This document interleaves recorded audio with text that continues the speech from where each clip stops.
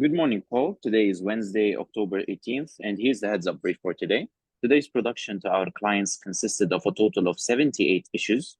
In East Asia Pacific, we covered 43 issues. In South Asia, 22 issues, and 13 issues in the EMEA region.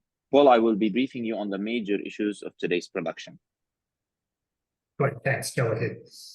Starting off in East Asia Pacific, here are the top 3 issues for your attention. In Australia, multiple pro-Palestine protests and rallies are scheduled to take place across the country today until October 27th.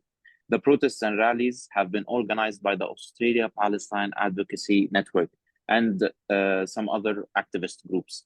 They are set to take place in the Australian Capital Territory, New South Wales, Queensland, Victoria, Tasmania, and Western Australia. Paul will release the detailed APAC advisory on this today.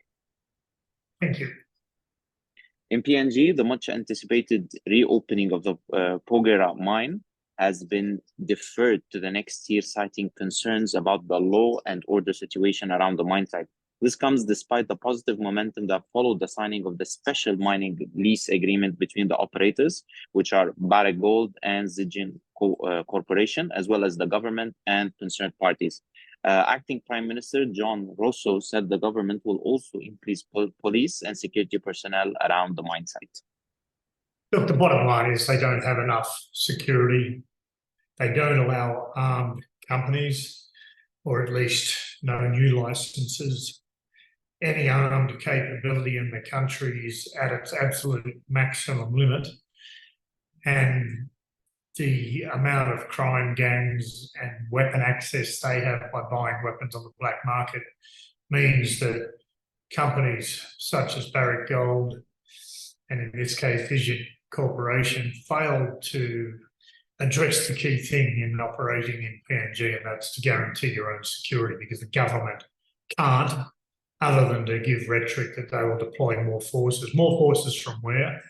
More forces that don't have capability, that are already being overutilised for other resource projects, and then they get pulled onto communal or political unrest every time the government wants them.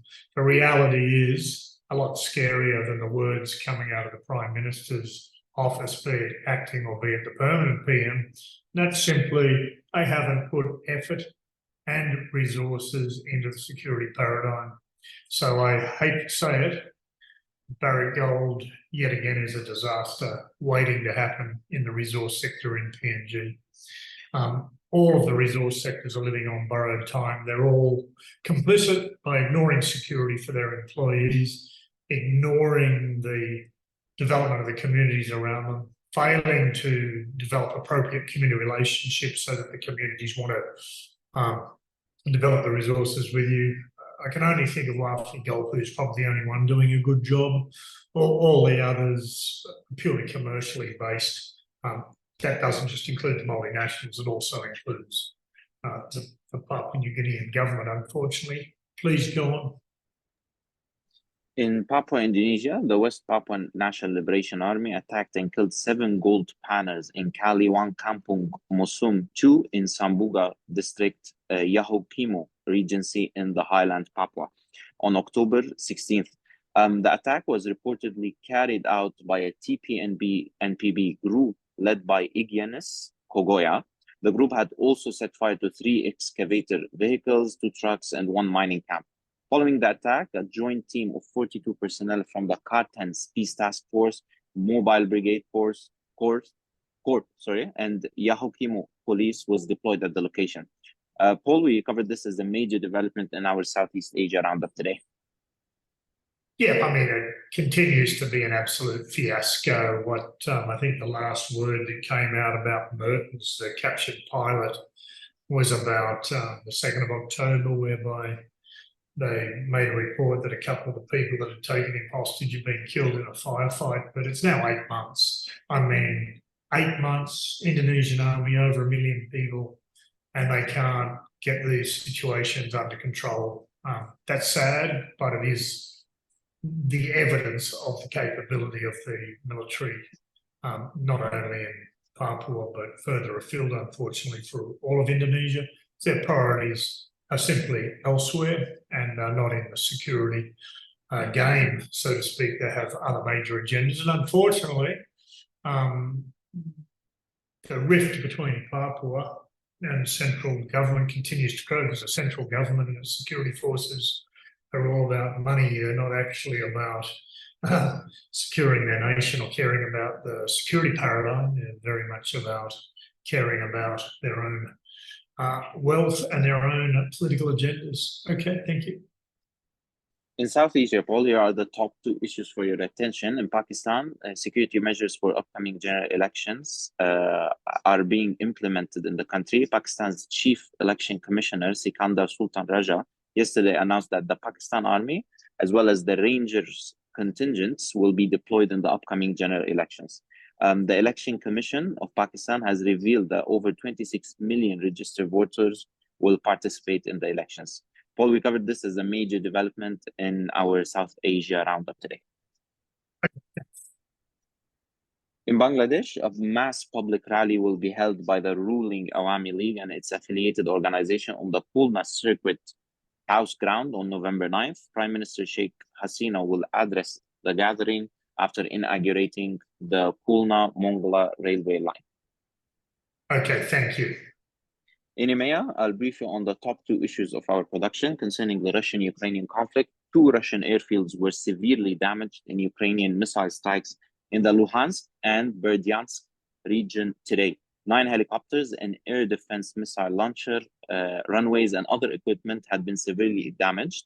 Ukrainian forces used US-supplied Army tactical missile system to strike the airfields. This is the first time Ukrainian forces use such a weapon.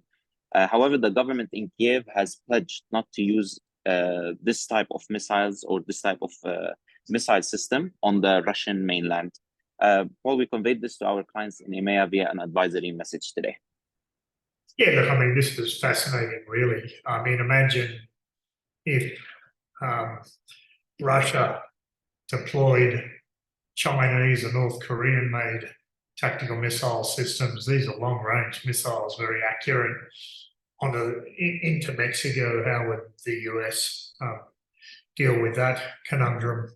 The hypocrisy on this support is very interesting. In fact, later today, we're doing a recorded audio that summarises a lot of the voices coming out of the military in America and the academic world in America, where people have got out of the military and are very credible analysts, and the same with the academic professors, where they're actually talking about the American hypocrisy, and the State Department is starting to talk about the unhealthy divide. But unfortunately, peace normally results from objective people and the truth. It doesn't result from one-sided arguments where there's always a victim and there's a provocateur. So let's see how that all unfolds. But I would expect there's going to be retaliation. Up until now, Russia hasn't been using its long-range tech missile systems, and it certainly has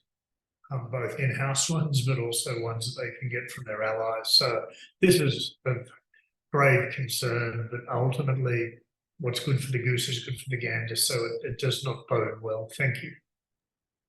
And so, lastly, Paul, concerning the Israeli-Palestinian conflict, at least 500 people were killed in an Israeli airstrike at the Al-Ahli Baptist Hospital in Gaza. 6 people also were killed after airstrikes hit a United Nations Relief and Works Agency school in Gaza's Al-Maghazi refugee camp. Following the strikes, massive protests broke out last night in the West Bank, in Amman, Jordan, in Beirut, Lebanon, Istanbul, Turkey, Tunis, and Cairo following the attack against the hospital. The UN Security Council will today vote on a Brazilian drafted resolution to allow humanitarian aid access to the Strip. Also, the clashes continued between Hezbollah fighters and Israeli Defense Forces in southern Lebanon. 5 suspected Hezbollah fighters were killed in clashes with the IDF near Metula town along the border. Paul, we also communicated this to our clients via an advisory message today. Yeah, look, if that humanitarian situation isn't allowed, a lot of people are going to die. I mean, the indiscriminate bombing from Israel's it really is inhumane. It's absurd. Look, I 100% get they're allowed to defend themselves, but they're not allowed to go in and indiscriminately kill civilians, kill or are exposed to significant dangers, 2 million innocent people. These group punishments are only escalating the hatred for the future. Ultimately, Israelis, again, making a rod for their own back. Their responses are always over the top, thinking that more aggression and more use of superior firepower is going to ultimately be in their long-term benefit. Of course, that's logic inspired by hatred and discrimination from their end. Not for 1 minute saying they don't have a right to defend themselves, but they don't have a right to ignore, the laws of war or the laws of human rights. That was a great brief. Thank you very much. That's it for today, Paul. Anything else from your end? Just hang around after the recording. Cheers. Thank you.